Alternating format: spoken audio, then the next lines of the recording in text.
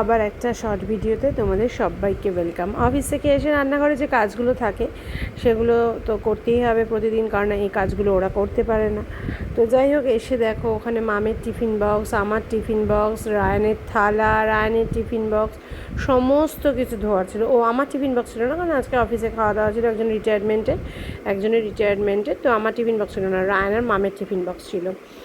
না হলে তো আমার টিফিন বক্সও থাকে, জলের বোতল থাকে, সবই থাকে। জলের বোতলটা অবশ্য আমার ছিল, কারণ আজকে দিদি ছুটি নিয়েছিল। দিদির কোনো একটা কি বাড়িতে কিছুটা দরকার ছিল, তার জন্য। দিদির নিজের শরীরটাও খুব খারাপ ছিল, যদিও শরীর খারাপের জন্য নয়, বাড়িতে কিছু একটা ইন্সপেকশনে আসার ব্যাপার ছিল, তার জন্য ছুটি নিয়েছিল দিদি। তো যাই হোক, এখন দিদি তো বেশ কদিন হলো, মানে প্রায় 1 মাসের কাছাকাছি হতে চললো দিদি কাজ করছে। তো এখন দিদি যেহেতু দুবার করে আসে, বাসন মাজার অভ্যাসটাও নষ্ট হয়ে যাচ্ছে আস্তে আস্তে। এই যে হেল্পিং হ্যান্ডেল দিয়ে করিয়ে মোটামুটি নিজের যে অভ্যাসগুলো ছিল পুরনো, সেগুলো খুব খারাপ হয়ে যাচ্ছে। হয়তো নিজের রিল্যাক্সেশন হয়, বাট অভ্যাস ভীষণ খারাপ হয়ে যায়। যাই হোক, আমার ওদিকে সমস্ত কিছু হয়ে গেছিলো। হয়ে যাওয়ার পর এদিকে রায়ান প্রসাদ খেয়েছিল একটু, আর একটু ছিল, ও দিদিভাইয়ের মুখে দিয়ে দিল। আর আমি ভাবলাম যে জামা কাপড়গুলো ভাঁজ করে রাখি। ও বাবা, ধরে দেখছি ম্যাক্সিমাম জামা কাপড় শুকোয়নি, তাই ভাঁজ করতেও পারলাম না। আসলে এখন ওয়েদার এই বৃষ্টি, এই রোদ, তো আর আমি বাইরে মেলছি না, সমস্তটাই ঘরে দিয়ে যাচ্ছি। এবার ঘরে সমস্ত স্লাইডিং বন্ধ থাকে, দিয়ে আর শুকোয় না। ফাইনাল যে সবসময় চলে তাও নয়। তো যাই হোক, একটু রিল্যাক্স হয়ে বসলাম, আর রায়ানকে বললাম যে রায়ান, তুই এটা নিয়ে চলে যা, ব্যাগটা নিয়ে চলে যা, অফিসের ব্যাগটা রেখে দিয়ে আয়। তো যাই হোক, এবার আমি মামকে বললাম যে ধীরে ধীরে তুই একটু চাটা খাবো। আমি ওইদিকে মুখ হাত পা ধুয়ে ফ্রেশ হয়ে এসে আগে জামা কাপড় চেঞ্জ করে ফ্রেশ হয়ে হাত মুখ ধুয়ে তবেই আমি ঢুকি রান্নাঘরে, বা যে কোনো জায়গাতেই যা কাজ করার থাকে সেগুলো করি। জামা কাপড় পরে সচরাচর আমাকে দেখবে না ব্লগ স্টার্ট করতে, কারণ আমার খুব বিরক্ত লাগে, কতক্ষণে মনে হয় ফ্রেশ হবো, এরকম একটা ব্যাপার। এদিকে রায়ান চলে এসেছিলো সন্ধে দিতে, ওর বাবার মতো দেখো ধুতি পরে গায়ে চাদর দিয়ে তারপর সন্ধে দিচ্ছে। কারণ যেহেতু রায়ান গায়ে চাদর ছিল না, শুধু ধুতি পরা ছিল, ওভাবেও ক্যামেরা সামনে আসবে না, সেটা অবশ্য ঠিকই করেছিল।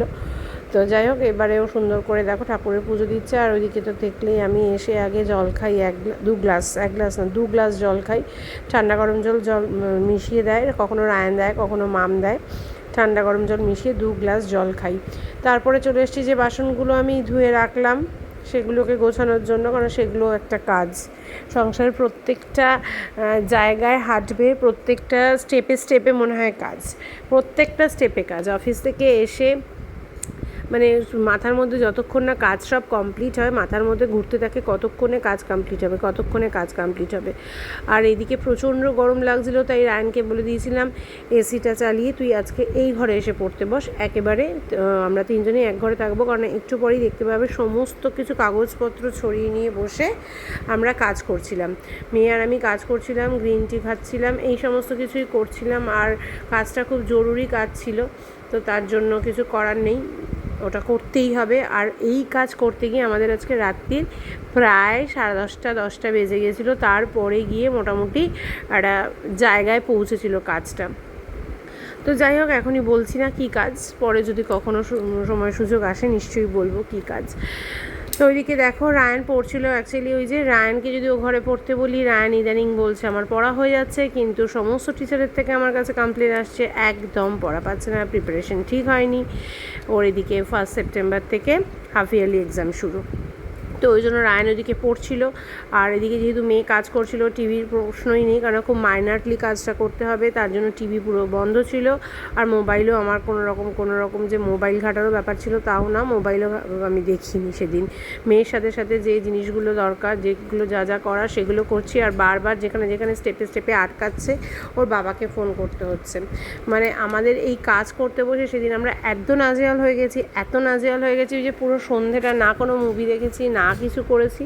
রায়ানের মতো পড়ে গেছে, আর এদিকে আমরা আমাদের মতো মানে মেনলি কাজটা মেয়েই করছিল, মেয়ের হেল্পিং হ্যান্ড হিসেবে আমি আর কি টুকটাক মেয়ের যা চাইছিল, মেয়ের যা দরকার ছিল ওগুলো বলছিলাম, মাঝে মাঝে রায়ানের দিকে যাচ্ছিলাম। এই দেখো সমস্ত ফাইলপত্র, আমার ফাইল, রায়ানের ফাইল, মামের ফাইল, সবার ফাইল খুলে নিয়ে বসা হয়েছিল। মামের যদিও আগের দিন কাজটা মোটামুটি হয়ে গেছিলো ঠিকঠাক, কিন্তু যাই হোক মামেরটা কীভাবে হয়েছিল তার জন্য আবার মামেরটাও খুলতে হয়েছিল। যে মামেরটা যেভাবে হয়েছিল, যেখানে যেখানে আটকাচ্ছিলো সেখানে সেখানে মামেরটা দেখছিল, তারপরে যেখানে যেখানে সেটাও বুঝতে পারছিল না, ওর বাবাকে ফোন করছিলাম, একবার আমি করছিলাম, একবার মাম করছিল, আর আমার একটা দুটো ফোন এসেছিলো, মাঝে মাঝে ফোনে কথা বলছিলাম। এইভাবে গোটা সন্ধেটা মোটামুটি আজকে কেটে গেছে। যদিও আজকে সেভাবে কোনো কাজকর্ম করিনি বা ছিল না, কিন্তু মেন্টালি প্রচণ্ড স্ট্রেসের মধ্যে দিয়ে কেটেছে। একবার এখানে আটকাচ্ছে, একবার ওখানে আটকাচ্ছে, আর এখানে যদি একবার ভুল হয়ে যায় ব্যাস পুরোপুরি গণ্ডগোল হয়ে যাবে। তাই এখানে ভুল যেন না হয় সেটা দেখেই আমরা কাজটা করেছি। আর রাত্রেবেলা ওদের খাবার দাবার ছিল, বোয়াল মাছ ছিল, আর ভাত ছিল, আর একটা তরকারি ছিল, বাট আমার সেরকমভাবে মাছ খেতে ইচ্ছে করছিল না। তো আমি ভেবেছিলাম যে আজকে একটু ডিম সেদ্ধ দিয়ে খাবো, তো ডিম সেদ্ধ ছিল, লাউয়ের ঝোল ছিল, এসব দিয়ে খাবো।